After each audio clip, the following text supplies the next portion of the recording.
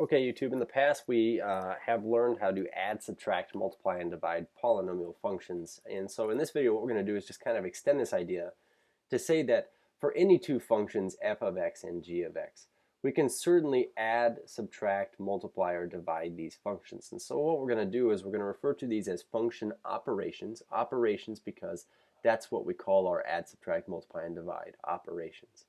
So operations with functions are defined thusly. We say let f and g be any two functions.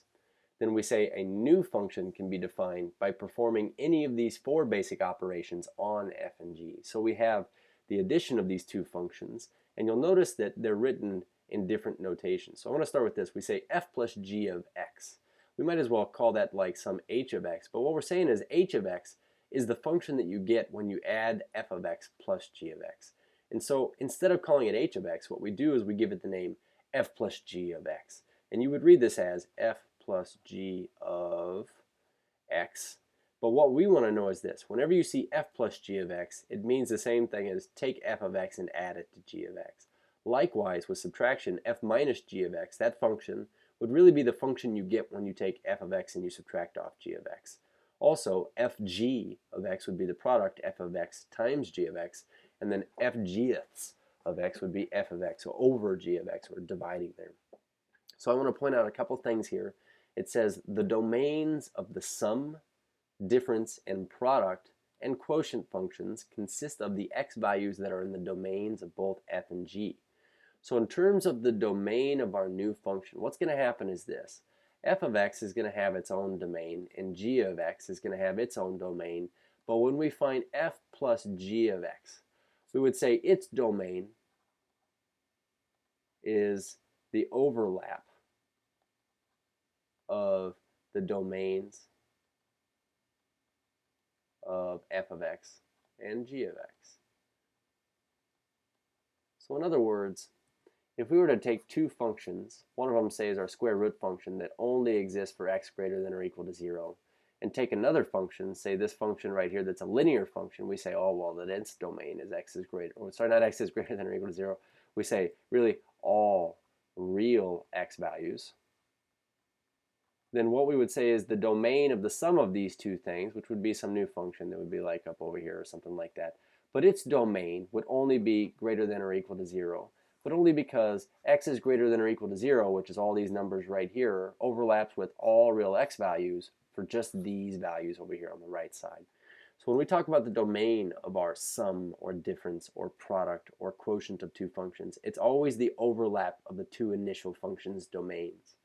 At the same time, we say additionally, the domain of the quotient. So when we talk about the quotient, of course, we're talking about this right here. The domain of the quotient cannot include any x values for which g of x equals 0. So in other words, the denominator expression cannot equal 0. And the reason why, because it would be undefined if so. You can't divide by 0. So what we're going to look at here in this video is basically combining some functions here together and looking at how that process works. So it says find the following function combinations, and in every example state the domain of the new combination function. So we have f of x here is this 5 times the square root of x, and g of x is negative 8 times the square root of x. So a couple of radical functions. What we want to be finding here, or what we've been asked to find, is f plus g of x, and then state the domain. Afterwards, what we're going to do is evaluate the sum when x equals 16. So let's start with our sum to begin with. We say f plus g of x, which is written this way. The very first thing we want to do is rewrite this as f of x plus g of x, because really this is all this means. And in terms of what we do from here, all we really need to do is make a substitution. Okay, so we're going to substitute f of x. Let's just put this. Substitute the rules in for f of x and g of x. We're going to just substitute those in. So our rule for f of x is 5 times the square root of x. So we're going to write, instead of f of x, 5 times the square root of x. And instead of g of x, we're going to write negative 8 times the square root of x. And we're going to say that this new function is our f plus g of x function. So in terms of what we can do here, well, we can certainly simplify this because we have like radicals. we know that if we have both of these having a square root of x, then positive 5 and negative 8 would be negative 3 of these square root of x things. And what we want to do is talk about the domain of this function. So the domain of this function would be the overlap of the domains of the original two functions. So let's go ahead and list the domain of this first function here. It would be all numbers that don't give me negatives on the inside of my radicand. So in other words, we would say the domain of this is x has to be not negative. And the same thing here, x would have to be greater than or equal to 0. So when we look at the domain of this new function right here, we'd say it's the domain that is x values greater than or equal to 0, because that is the overlap of domains. Overlap of domains of f and g. Okay, so let's look at our next example here. This is f of x, and it looks like we have some polynomial function, some third degree polynomial function, and g of x is some other third degree polynomial function. It says let's go ahead and find f minus g of x and state the domain, then evaluate the difference when x equals negative 1. So one thing I realize we need to go back and do before we're done with this is evaluate for when x equals 16 here, but let's go ahead and look at this difference. So f minus g of x, the very first thing I want to do is this, f minus g of x. We're going to rewrite this as what it really means, which is f of x values minus g of x values. And so in this particular case, f of x minus g of x would be these entire expressions subtracting. So we'd say 2x cubed plus 4x squared minus 8x plus 4. All of that minus now 3x cubed minus 5x squared plus 6x minus 9. So one really smart move to make is to go ahead and distribute this negative throughout over here. So we're going to rewrite this as a positive. This will become negative. This will become a positive. This will become a negative, and this will become a positive. So adding these together now, we get some new polynomial function. And that function would be, let's see, 2x cubed and positive, or negative 3x cubed would be a negative x cubed. X's squared, we have 4 and 5, gives us 9 of those. Negative 8 and negative 6 gives us negative 14, x's to the first. And then positive 4 and positive 9 would give us a positive 13. So I'm going to put a box around this. And on the left side here, we're going to say what we just found was f minus g of x. Now in terms of its domain, the domain here is going to be all real x values. And the reason why is because the two initial functions that we added together were polynomials, their domains are automatically all real numbers. And so if this is all real numbers and this is all real numbers, then those overlap at all real x values as well.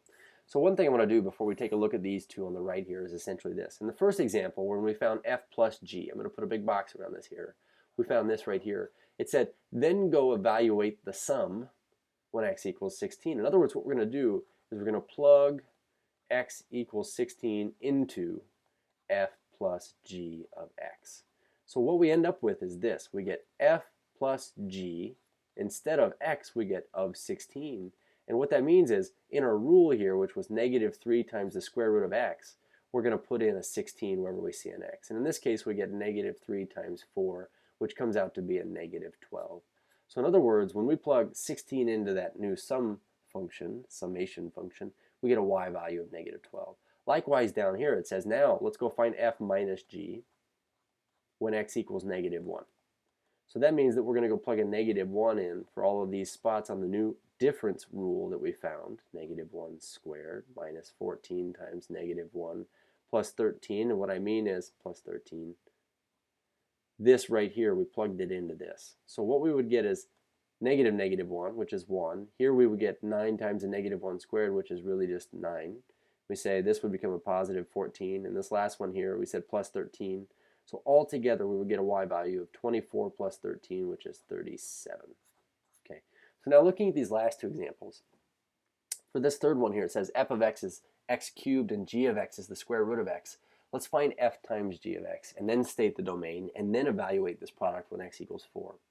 So let's start with this. Rewriting wise, this is very important. We say fg of x really is f of x times g of x.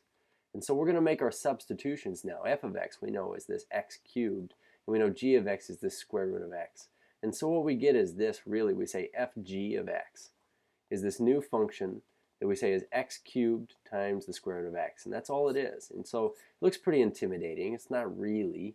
We would say its domain would be all x values greater than or equal to 0. And the reason why I mention this is because this is a polynomial. It has all real x values for its domain, but this one here can only have greater than or equal to 0 x values, seeing as how we're taking the even root of something on the inside. So we say the domain is the overlap of the two initial domains, and so x is greater than or equal to 0. So for this last one here, f of x divided by g of x, we've got f of x is 4x, g of x is x to the 2/3. Let's find f gths of x and then evaluate this when x is 27. So we'll evaluate these when we're done finding the rules. But for right now, let's say that f over g of x is the same thing as f of x over g of x. And so pulling our substitutions here, looks like we could just plug these in. We get 4x on top, and on the bottom we get x to the 2/3 power. And so I would say evaluating this, because these have the same bases here, 4 divided by 1 is going to be 4. X to the 1 over x to the 2/3 is x to the 1 minus 2/3.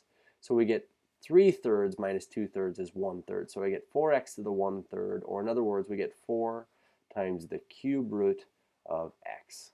So here's our new function right there. So one thing needs to be said on this one. We said that the domain of this function is the overlap of the initial two domains. In each of these, because this is a line and this is a cube root, we can take cube roots of negatives. And we say the domain of the original two functions is just all real x values. But when you look at this function right here, okay, we also have to exclude any values of x that when you plug them in would cause the denominator to be 0. And so what I'm going to do is I'm going to set this denominator equal to 0. I'm going to say what would cause this to be true? Well, by exponentiating both sides here, raising it to the 3/2 power, what we find out is that x is equal to 0 to the 3/2, which is really just 0. So what we'll say here is this. We'd say the domain, I guess I can't write on this here. The domain is all real x values, but we're going to say such that x cannot be equal to 0 because our denominator expression can never be equal to 0 down here. Cheers.